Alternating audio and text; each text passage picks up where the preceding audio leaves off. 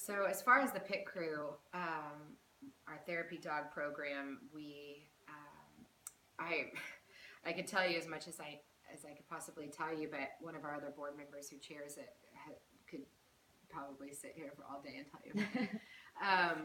But it's an amazing program that we put in place to show what an ambassador of a dog they can be.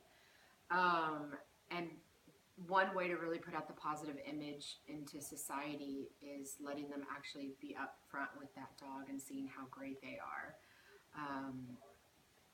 Instead of dodging them in the crowd. And so I think that's the best way, because you can sit there and tell someone verbally all day without the dog present of why they should consider liking that dog or adopting that dog or even giving it a chance, versus actually letting them see it in person. But I think it's also seriously important that, even regardless of the dog, that they can do so much for humans, and vice versa. But for humans, I feel like there's so many statistics out there that show what you can gain from having a therapy dog. Anything from anxiety to PTSD to a special need to you name it.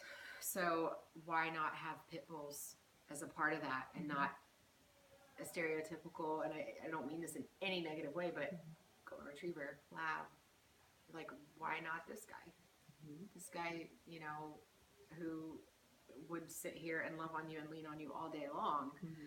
Why can't he, and I think it's just because with our society, no one ever really wants to, they're big heads, or they're strong, and they don't want people to be scared if they see them, that kind of thing. Well, they don't have to be. Let them just see who the dog is for the dog. I think that's just really important. That's why I love our program so much. I think it's also important, especially when we work with the kids at such a young age, that they see what an amazing dog they are, because they themselves can grow up to then pass that information on to other people, instead of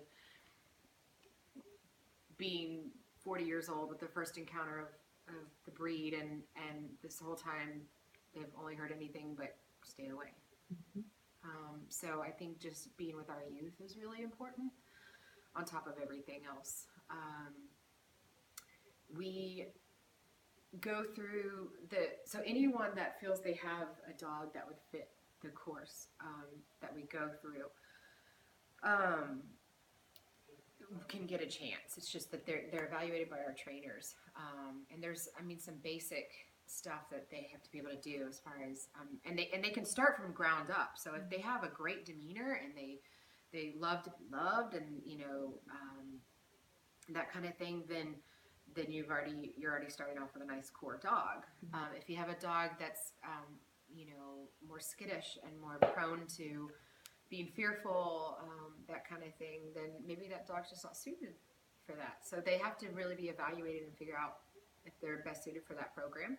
And they just go through, you can go through, we also offer training, so free training. So if you're a member, which is $25 a year, if you're a member, then you get free training.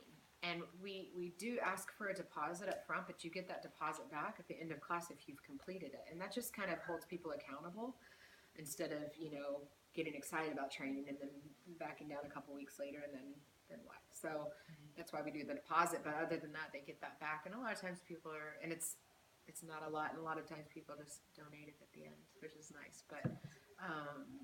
But yeah, so they can go through basic training and an intermediate.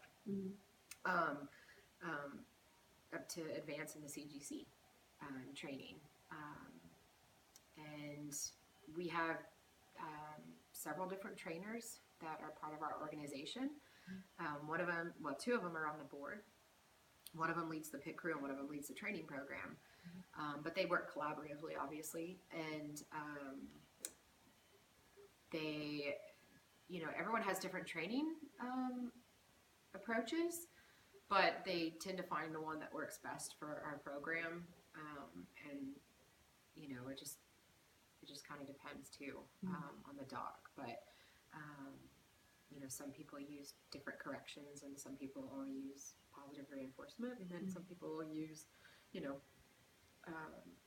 we don't ever support necessarily one specific method, because I think we all agree that different methods work for different dogs. That doesn't mean that we have a Gestapo trainer that is nasty with our dogs to make them do what they want. That's not what I'm saying, but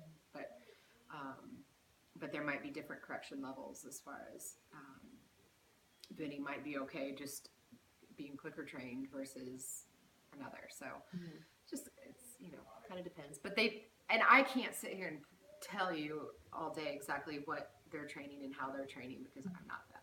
And that's kind of a question for them as far as what their training methods are.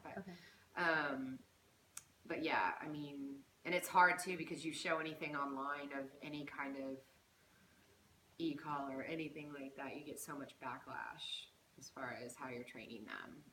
So we have to be very sensitive on our training method as well, because it's just a very touchy subject in the world of dogs and trainers and people. Yes, it is.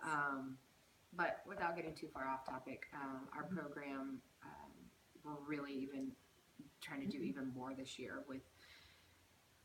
When it was kind of set up, we did so much where it was like, okay, they were kind of only doing what they needed to do, like getting out into community, which is great. But now we really want to incorporate a lot of that with kind of everything across the board. So like when we have an event, a fundraising event, we want our pit crew to be there, because we want them to show off, like, hey, these are our ambassadors of our organization. Check them out. Like, you know, now you can really see the depth of them versus, you know, just having people bring their own dogs out. Right, that's amazing.